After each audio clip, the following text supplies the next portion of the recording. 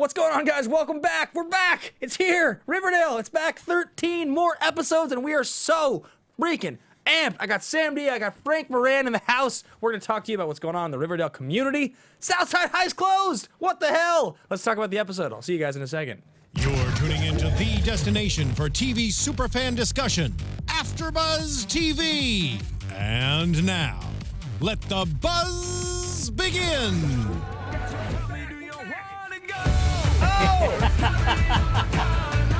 It's the greatest show! Impossible comes true. It's taking over you. This is the greatest show. It is the greatest show. It is. Riverdale's back. The greatest show. Oh my God. What a great holiday. How was your guys' Christmas? How's your Christmas? Your Hanukkah? Your Kwanzaa? I mean, The Greatest Showman came out, and so it was awesome. It was exciting, yeah. It was. I missed seeing your beard that you were growing through December. I feel like I missed that. Oh, yeah. So I feel like I lost out. Yeah, I got pretty rugged for a couple weeks there.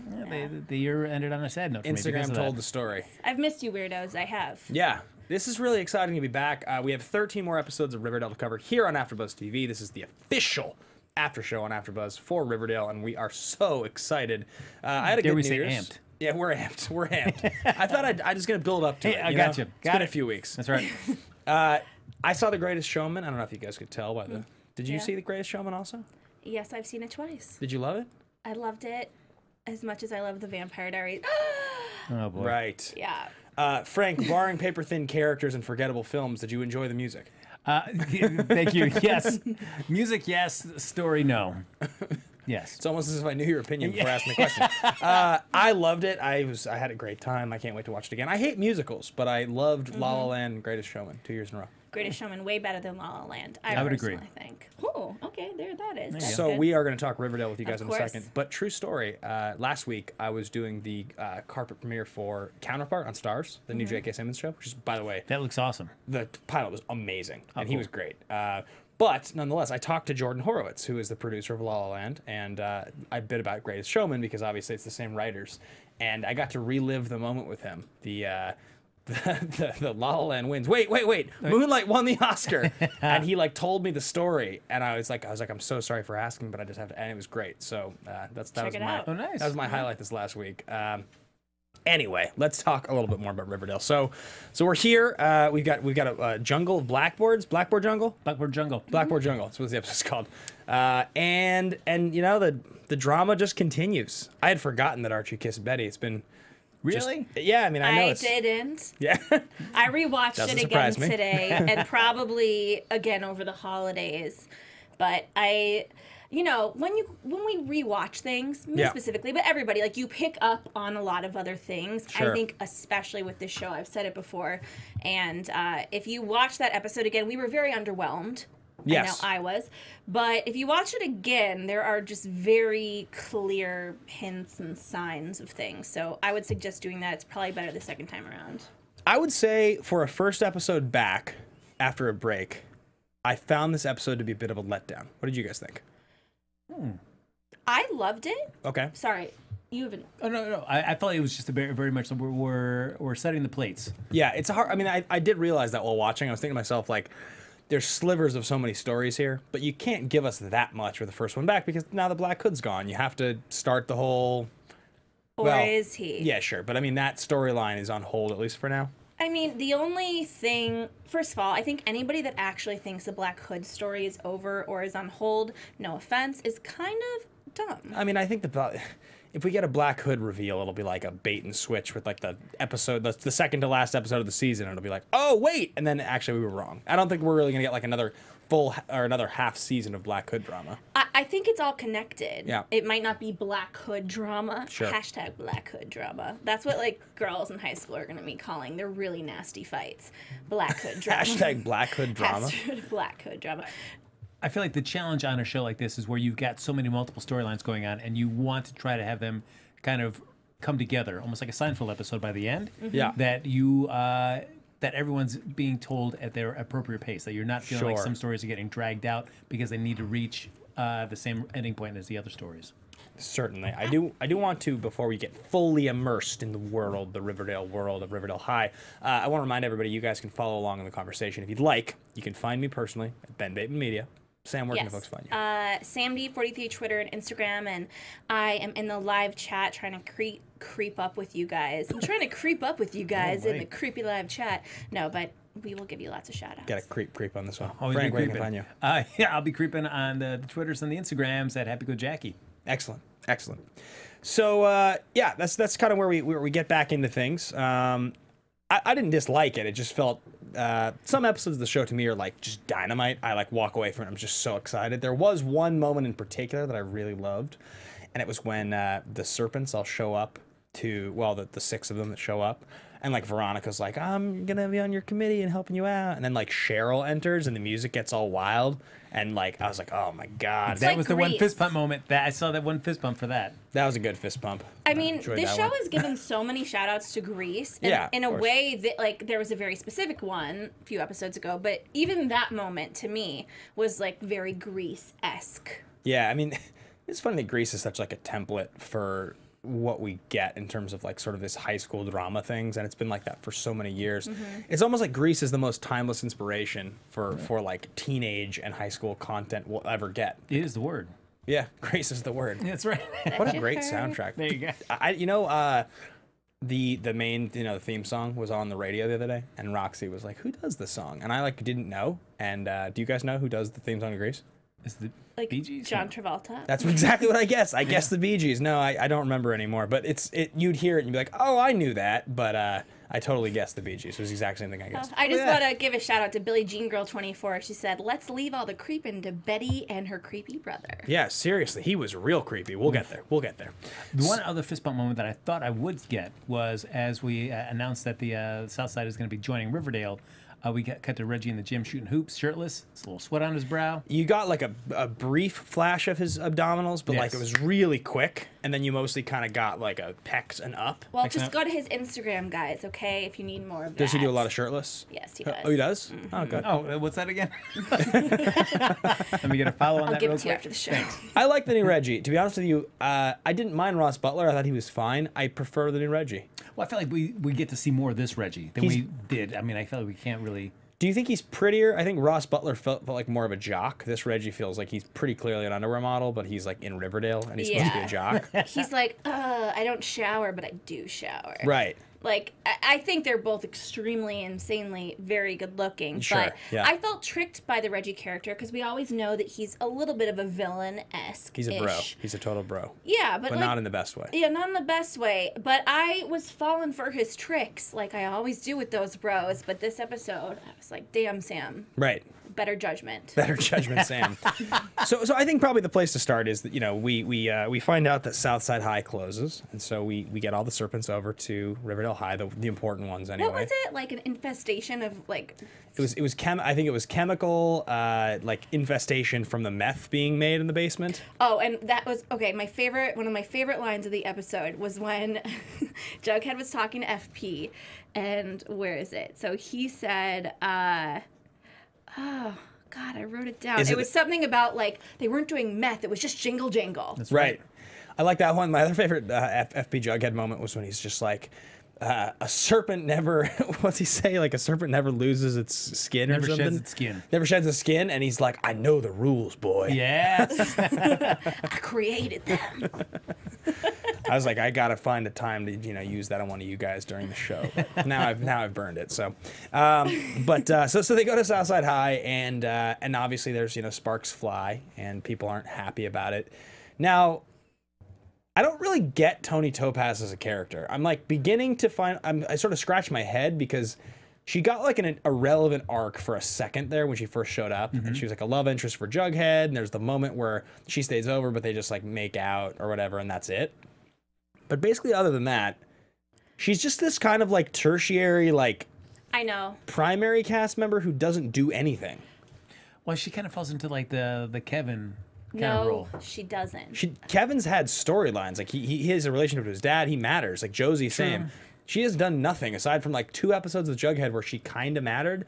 Other than Yeah. that, she's just like the cool girl who's basically the female version of Jughead. Okay, here's what I think they're trying to do. Okay. It's that they are going to be making her a very significant bisexual character in the Yeah. show, and I think she's going to have a big part in this episode because I liked her this episode. She likes being at Riverdale. Yeah. I wrote in my notes, I was like, she's freaking smart. She doesn't care. She doesn't need to wear her jacket.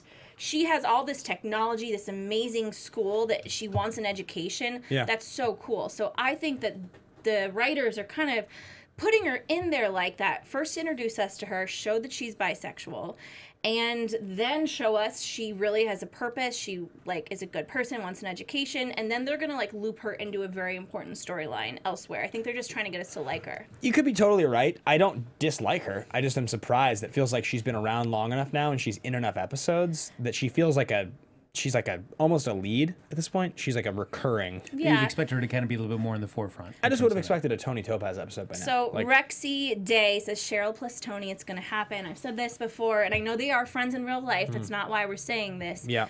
But you know, I kind of see that happen. That's what I was inferring. The big relationship she's going to get into. there would be like a really special. It's like a special kind of lifestyle that goes along with booking a lead in a CW show because they shoot in Vancouver. So, and they shoot like so much of the year. But if you think about it, most of the CW actors, these like heartthrobs that are between like 19 and 26, they don't really have careers outside of their show. They like sometimes, occasionally they'll cross over into something afterwards, but usually they spend 5 or 6 years on TV. They don't really do movies in between. If they do, they're usually indies that flop. So it's pretty much they're getting paid, I think, like kind of an exorbitant amount of money. I don't know like the real figures, but like very well to basically live 6 or 7 months a year in Vancouver and be part of this like club of really hot young people.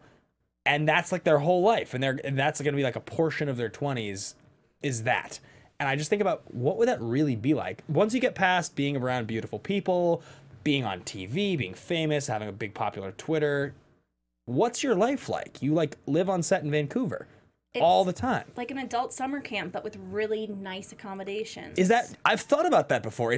Do you like, it might really just be like going to summer camp, except everyone's famous. Yeah. I mean, I do the Shadowhunters after show, and Yeah. that's a show, they're all in Canada somewhere, and we've interviewed almost every cast member.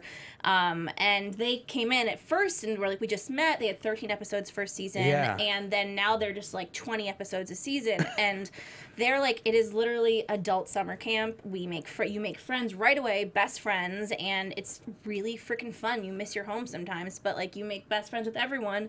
You're famous. I mean, you go out, and people are like taking pictures with you. You have nice accommodations. Yeah, right. It seems like the life to me. No, I mean, it seems totally awesome. Like adult summer camp where you're famous sounds great. I just mean, I think it's funny when you like get past the sort of like, oh, they're famous. They just do famous people things. You think about specifically what that means. It's not the same thing as being like a movie star or even like an AMC star where you shoot for like 3 months and then you just like kind of live wherever because you're on cable. It's like demanding. 22 episodes, 23 episodes is a lot of time. Very if you're true. a lead, you have to shoot there most of the year. So Which I can understand, like, if your show goes 5, 6, 7 seasons, you can get burnt out by, like, man, this is cool, but I'm also away from everything else I know all the way up here in Vancouver. it's crazy, yeah. So let's see. Dream to Aspire in the chat said, I get why they casted Tony. Like they film in Vancouver, and she's in a lot of Canadian shows. She just landed the role, but she's killing it. She was in what is it, Shannara? Yeah. Yeah. So Shannara Chronicles. I wonder if she's a Canadian local. Actually, that wouldn't surprise me. I believe she is, Vanessa Morgan. Yeah. Yeah. So, yeah, I mean, she's doing really well. That's probably another reason they've struggled to make her a little more prominent Yes. is because she films as a regular on another show. But tons of people in the chat are all about Choni, Cheryl and Tony. Oh, yeah. And, Look, I'd be yeah. into that.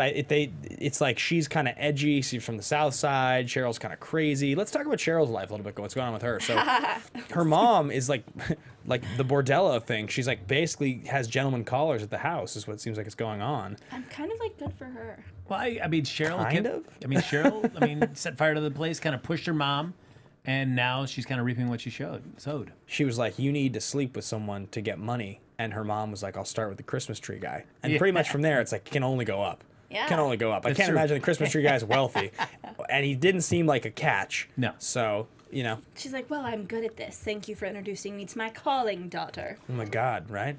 Crazy. Well, I got a Mr. Blossom, whatever his name was. Clifford. Clifford, yeah. I don't imagine him being a very passionate man. No, Passionate lover. He had a lot of wigs. he had a passionate wig. Yeah, Yeah. A lot. Do you remember his closet full of wigs? he had a lot of wigs. Yeah, That must have been fun to go home Yeah. to every night. I Put on mean, my come on. love-making wig. yeah. So that's kind of what's going on with Cheryl and her mom. We did have a storyline here in this episode where Fred Andrews finds out that it's Veronica and Veronica's mom and dad that have paid for his medical bills, $86K. Now, he justifies gave 20% of his failing construction business to the lodges, and he's willing to buy it back slowly but surely. Fred Andrews, his entire way that he handled that situation was totally confusing. It did not seem characteristic that he would have accepted that money. It really, to me, felt like if he found out they had paid for his hospital bills, he would have just been like, "No, I'll go into debt. I'm not going to give them 20% of my business or owe them With 90 my grand." ex-lover. Yeah, that just seemed crazy. You think he's that desperate? I mean, $86,000 for somebody that is stretched so thin. It's a lot of money. That is. I mean, I can understand. I mean, he's got a son to be worried about who wants to probably go to college. I mean, certainly he wants to be able to provide for him. I can understand why Fred is not making the smartest move here, but I can also understand why he's not going to say completely no to them paying off that debt. I feel like it's not the life he promised Archie, and he should probably start the circus. I feel like they're essentially whoring themselves out. I mean, I have never been so disappointed and pissed off at Fred and Archie. I know. What are you expecting Fred to do? Say no? I don't. And now It's I'm in debt for mostly- $86,000. It's moral mostly compass. Archie, but I mean, Fred, I'm always expecting Fred to kind of be annoying and be like, we can't do this. And I'm like, that sucks, but you're right. But he didn't do that this episode. Yeah. Archie made some very poor decisions this episode, no question. Dear Lord. Yeah, so let's talk about that. Well, let's start off first with Archie with his guitar, walking around, and I like that we've been seeing the mysterious photographer taking photos, but was it really necessary to take three, with big gaps in between them, 3 photos of him walking across the street? One wasn't enough. We had to keep, let's get one more. He was probably hoping by the 3rd picture that Archie Take would have his found a shirt way to off. take his shirt off. Yeah. Yeah, you knew where I was going with that. That's right. They were all just looking at each other after, man, darn it, Yeah. it didn't work. He was going to play some more music, but he didn't. Yeah. He didn't actually play any more music. It is weird that they decided to, maybe they weren't as sure of what they wanted to do with these characters the first 6 or so episodes, because it feels like a pretty different show now than it did when it started. What characters? All of them? Yeah, all of them. They honestly almost all feel tonally a little different than they did when the show started. Archie especially, the music thing was such a major part of his character when the show started. It was really, really heavily focused on this idea that Archie was going to be a musician, and that was going to be this big part of his identity, and it was getting away from sports, and he became a secondary character. We didn't see him play any music, and he just basically was the guy that solved mysteries. That's became his character. Yeah. Uninteresting otherwise. I think the biggest one for me that stuck out from season 1 to season 2 was Hermione. Yeah. And, I thought that would be kind of cleaned up real quick. We'd know her new stance or why but it's just kind of they're glossing over it. Yeah. And it's annoying me, but I also know the writers because I don't, but I do.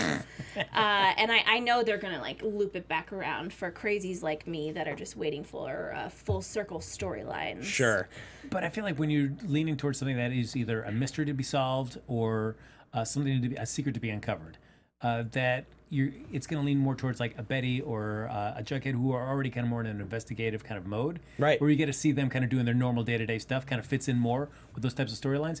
Archie playing music, harder to fit in every episode, so I could see that getting kind of pushed to the side for larger chunks of the season. It definitely seemed like the idea when the show started was that we debated a lot. Is it Archie's show or is it not Archie's show? I don't feel like that's a debate anymore. It's clearly not Archie's show. It's a show about a group of kids. When Yeah. the show started, it was a little bit more like he had this romantic arc, and they were giving him a lot of screen time, kind of developing this music passion, and it felt like his journey was one of the most significant, if not the most significant, in the first 6 or so episodes of the show. So, but getting back to what we were just saying, so, where were we? Archie, Fred. Yeah, and Tori Thomas in the chat said, for some reason I'm finding Fred to be more relevant.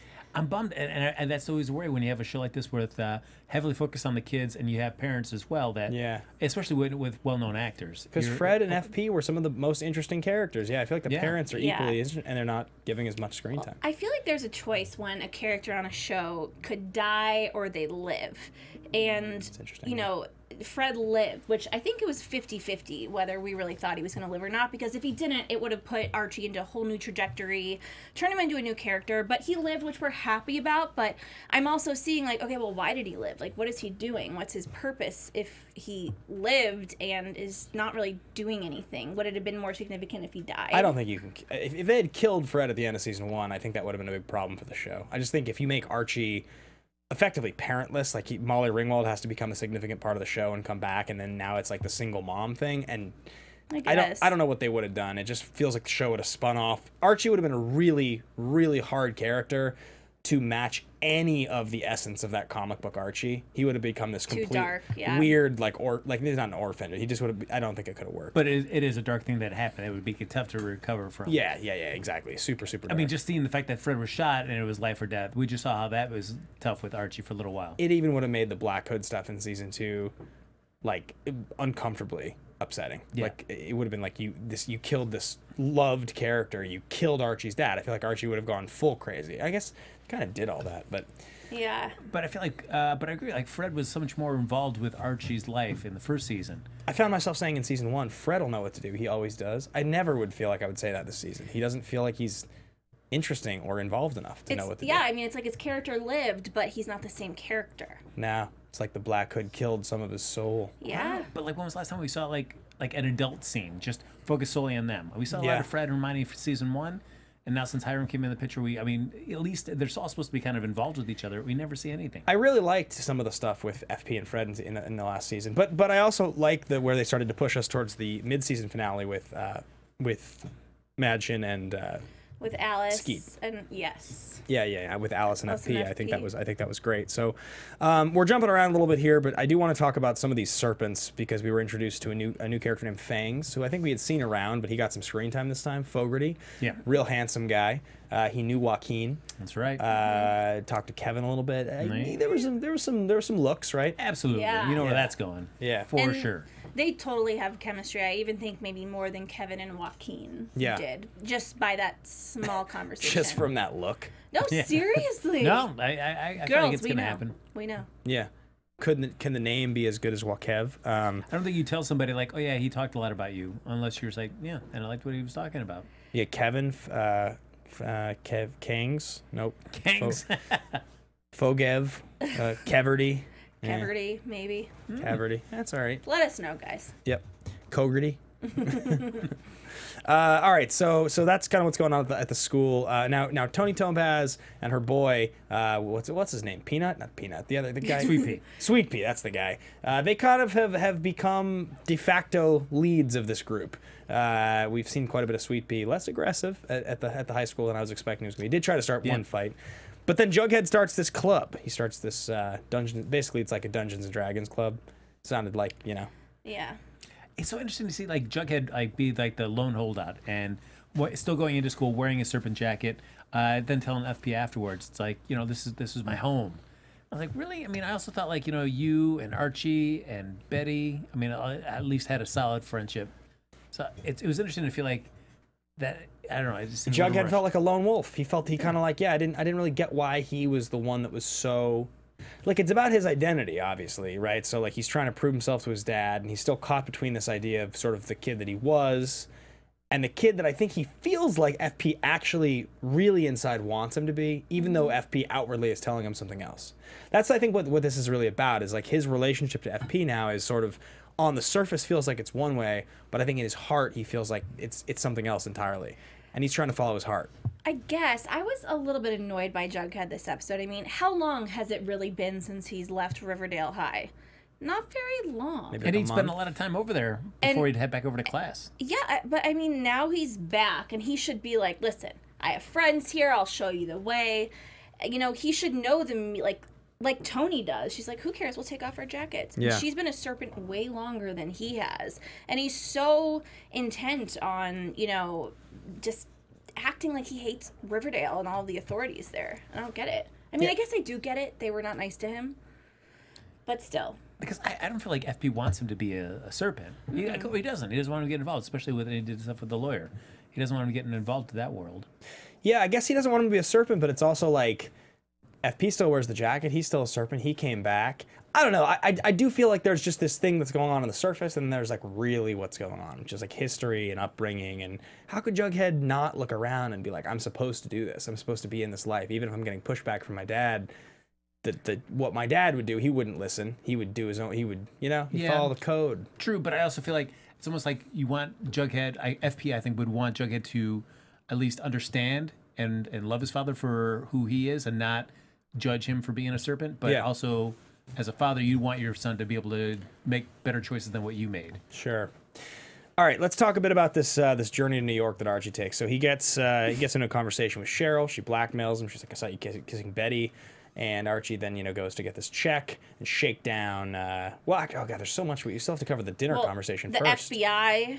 Yeah, there's a lot this episode. Yeah, we got Agent Arthur Adams. Arthur Adams. One question: did anyone see an FBI badge of any sort? I know, because he could be faking it. I thought about that. Who is he? He seems like he's freaking faking it. I'm pretty sure he is. Yeah, you think he works for FP, maybe? No. Not FP, sorry. Do you think, Hiram. Yeah, some people in the chat said they could see that maybe he is working for Hiram. I don't know, but I do not think he's FBI. But what, as some kind of elaborate test on Archie? Yeah, which it's like really, that's stupid. Maybe Hiram is like, he's skeptical. He's like, I don't know if I can trust this guy. I'm involved in some shady stuff. And what if he catches wind of it? What's he going to do? And so maybe he hires this guy to kind of lean on him and see what Archie does. And Archie is, dumb. He seems to just make horrible decisions, just take things at face value, and just like. But given Hiram's reputation, I can't imagine him getting out of prison that everybody's like, oh, well, we'll just let him go. I can't imagine there would be a lot of government organizations that'd be very curious about what Hiram Lodge is up to. Well, and the thing is, that really tipped me off about the conversation between Archie and the FBI, quote unquote, agent, is that the thing that he mentioned Hiram could have possibly done wrong, which was assault Nick St. Clair, he did not do. So the guy is totally off. So, the thing is, there's a lot of things that Hiram has done wrong. We just don't know exactly what they are. But with that, I'm thinking, okay, you just gave us facts that are incorrect. The audience knows that's incorrect. So I don't really think that anything this guy says is real. So Hiram was in prison, right? I'm just going to go off rails for a second. He's a very handsome guy, great shape. Absolutely. What do you think his prison experience was like? Do you think, because granted, I don't think we'd ever go there with this show. Maybe we would. But he probably was in some sort of, white collar, really, nice, bought out, just, not really rough at all. But then again, you don't really go to prison, looking like he looks in the shape that he's in, and you get out, unscathed. I wonder if that's something we're ever going to get to deal with on the show. If they're ever going to address, what was prison like for this guy? Because, come on, you saw the low body fat percentage. You saw the veins on those biceps. I did. You know that he could handle his business in prison. Well, you absolutely know that. I mean, I don't want to get dark here, but, no way. There's no way that Enough Hiram said. Lodge. No, you guys, a lot of money. He had a lot of money to throw that's fair. around. And I think, especially shows like these, as much as I love them, don't necessarily delve into, the deep, dark world of prison, and they can just say, oh, they were rich, they paid people off to do this, they did it. Sure, they do seem to have an endless amount of money, no matter the fact that they were broke before. Yeah, it's just coming out of their ears. I love rich characters in shows like this. It's it's the token. Anytime there's money that's necessary to do anything, it's always them that does it, and it's they just have an endless supply. They are so rich, it's outrageous. I also felt like the whole thing with Arthur Adams, the agent there with Archie, is man, he's 17. Yeah. And it's it feels weird to be talking to a minor, yeah, trying to get him to be an informant for you. You're deliberately putting him in a potentially life-threatening situation. Yeah. It's another clue that he's not real. Yeah, I think he's probably a fake FBI agent. And shockingly, Archie knew that was not right, because he says, legit. "Should you be talking to me or my dad?" And then the guy leans on it. Well, your father could. Right. I mean, that does not make any sense. I get that Archie is a teenager, but oh my God. Yeah. If you can't trust your father, then what's the point? Yeah. So this being leaned on from Arthur Adams pushes Archie to go investigate. He goes to dinner at the lodges. They ask him some questions, and Archie really asks the questions, and then gets sent on this goose chase to go see Nicky St. Clair, who goes to see. He beats the crap out of him, and my favorite line though, that Veronica said. She said that Nick St. Clair said to her, FYI, your insane boyfriend just ambushed me in my dorm room. He broke my nose and was foaming at the mouth. Hope you've got your shots. Yeah. Do you feel during Archie's dinner with the lodges, like, because I'm always curious, like how well somebody does if they're trying to pry for information without looking too obvious about it. Well, it was reminiscent of like the Tom Holland Michael Keaton scene in the car in Spider-Man: Homecoming. Yeah. Right, where it's like he knows that he knows that whole thing, and that's like a masterfully done version of it. You know that I know that. Yeah, exactly. Yeah. This one was pretty subtle. I definitely think that the lodges were pretty like aware of what was happening. I don't think there was any part of them that was like, what's going on? I think they were like, okay, he's obviously digging for information here, because Archie was not very subtle. Hiram's no fool, for sure. Yeah, definitely. And so, okay, Kelly, sorry, the chat was out for a minute, guys, but I just got back. Kelly Jones said, why is the show continuing to incorporate a sexual abuser, Nick St. Clair, when the writing is nowhere near competent to handle that kind of heavy material? That's a little harsh, Kelly. But I do agree, this guy keeps on being brought back into the show, and we just want him to be gone. Yeah. I mean, obviously, for like a plot point, they were like reaching for how they were going to kind of achieve what they achieved in this episode, and obviously that's why, but it does sort of seem like he should have just been gone. Like there was no real. When Betty sent the black hood to him, I mean that's like, okay, bye, cool. We don't ever need to hear from this guy again. Yeah, exactly. There's enough evil characters. You don't really need to go go down that path. Yeah. Go back to the well on that idea.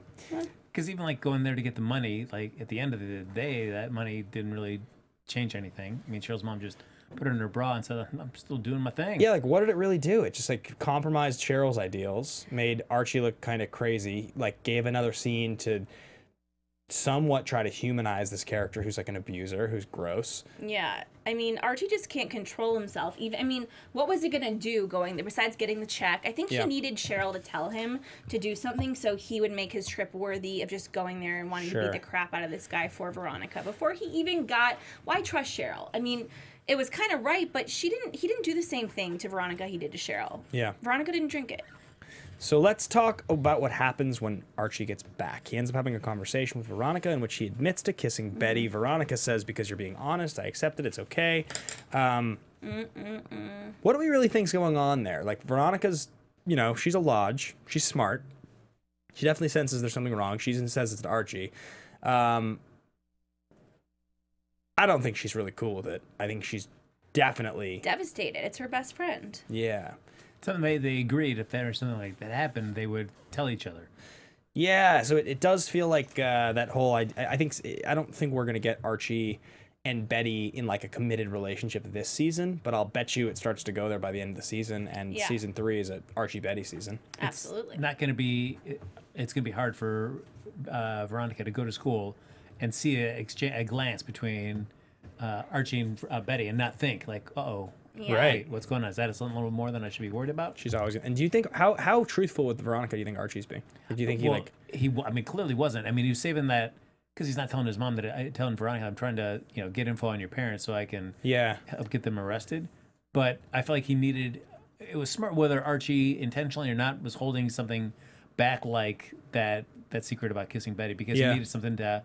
When she's calling, like, wait, something's off about you. He needed to have something that was big enough that seemed like, all right, this is a big enough reason why I'm acting weird, and I can get away with, if you buy this, you're never going to ask me about the other thing, the real thing that's going on. Yeah, interesting.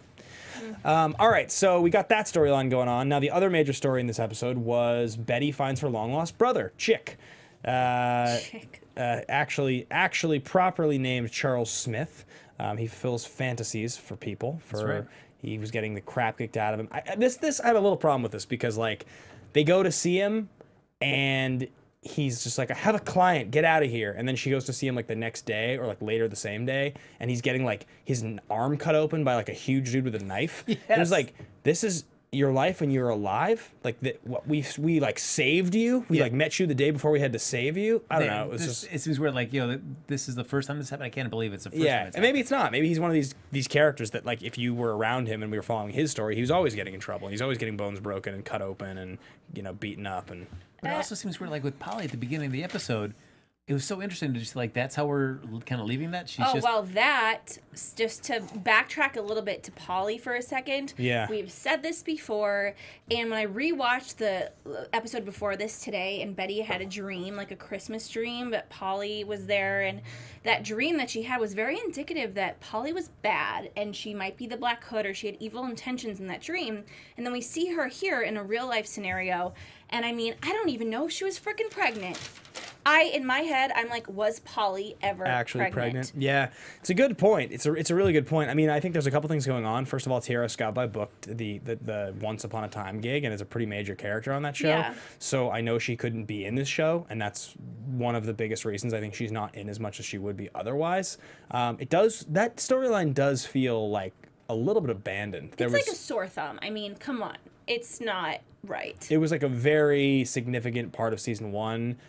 And she should have had kids and been like a part of season 2. It's kind of bizarre that she's a high school kid who's managed to just like go on the run, have her kids with a cult, and like not like her parents are just not keeping tabs. They're like, oh yeah, you're defiant and 17. We'll just let you do you because you're really defiant. It's like she's never been right. I think she could come back towards the end of the season for an episode or 2 and might die, honestly. Because of her role on Once Upon a Time or whatever, like she is the character in the show that feels the most off, right? Like she's the one that feels the most promoted to be major, but the most just like, what is this? Who is this? I don't really get what the show decided to do with this character. But I think it's also when you have so many potential characters, somebody's going to get the short end of the stick, and certainly it seems like it's Polly. But it's not a screen time thing as much as it's like it doesn't really make any sense. yeah, and I think that's purposeful. If she was 22 in the show, it would make more sense. She's like 16, 17. She just had twins. Well, she's Betty's older sister. So maybe she she's might 18 might at be best. 18. But probably she's 17 because she was like in high school the previous year. So unless she was a senior and now she's 18, 19, her parents were just like, you're a minor, but like, go ahead, like run away and have your kids with the Sisters of Mercy. I mean, that's where they like to send all of their children. Apparently, I'm just waiting for them to send Betty there. Yeah, weird.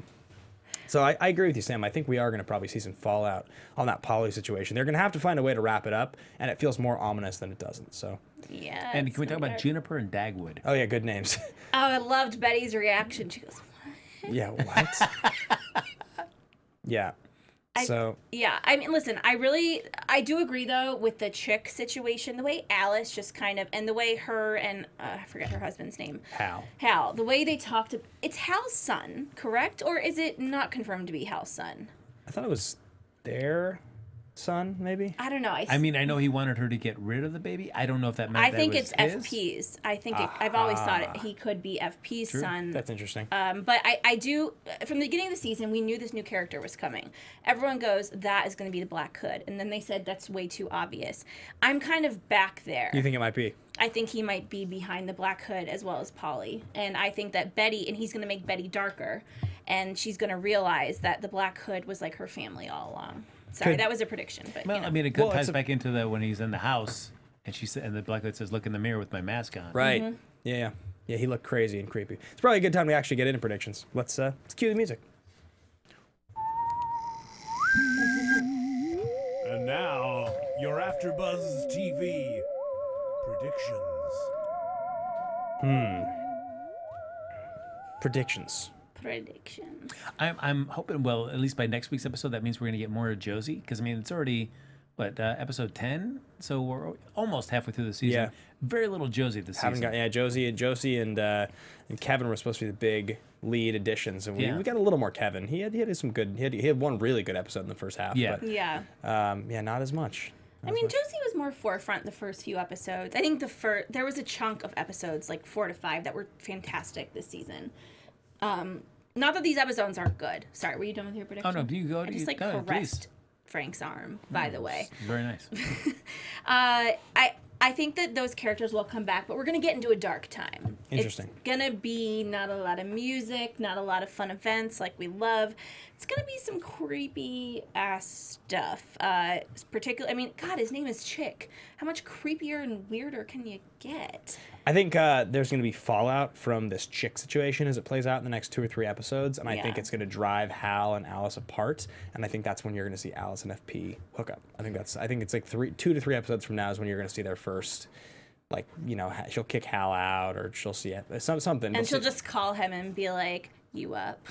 Something, because I think there's also a chance that he's involved with the kid. So I think that's what's going to happen. I think we're going to see that union start to become. I kind of see more of the Skeet Ulrich in Chick's face than you know, Hal. Yeah, that's fair. Shout out to Alice though. The great acting though when she comes out of the apartment, and just breaks down in the car. Yeah, good moment. It's a good moment. I agree. That's pretty much it for me. I don't really have anything else big I want to throw in. Do you guys think that the babies ever existed, or did they die? Are they real right now? I think they're real. They exist. I don't think you could go that whole first season bouncing back between the Coopers and the Blossoms, and nobody's saying like, wait, are these babies for real? She was very pregnant. Yeah, that would have been found out very easily. I think so too. I don't think there's babies. I'm just putting it out there. All right, that's cool. Well, the showrunner follows Sam on Twitter, so you know maybe she's pretty smart when it comes to this stuff. All right, guys, that's gonna wrap us up here for AfterBuzz TV's coverage of Riverdale Season 2, Episode 2013, 23. It's Episode 10, Chapter 23. That's what it is, Chapter 23. If you guys want to follow along with me, you can find me at Ben Bateman Media on Twitter and Instagram, and I'll be here same time, same place next week. You guys can find me, Sam Davidson, at SamD43 on Twitter and Instagram at Sam Davidson and SamDavidsonEntertainment.com. I'm sorry the chat wasn't working super well for me tonight. Couldn't get as many shout-outs as I wanted to, but next week you'll be there, and so will I. Oh, look at that. I'll be working on trying to get those bicep veins bulging. But follow my journey on Twitter and Instagram at HappyGoJackie. All right, guys, thanks a lot. We'll see y'all next week. Bye. From executive producers Maria Menounos, Kevin Undergaro, Phil Svitek, and the entire AfterBuzz TV staff, we would like to thank you for listening to the AfterBuzz TV network. To watch or listen to other after shows and post comments or questions, be sure to visit AfterBuzzTV.com. I'm Sir Richard Wentworth, and this has been a presentation of AfterBuzz TV. Buzz you later. The views expressed herein are those of the hosts only and do not necessarily reflect the views of AfterBuzz TV or its owners or principals.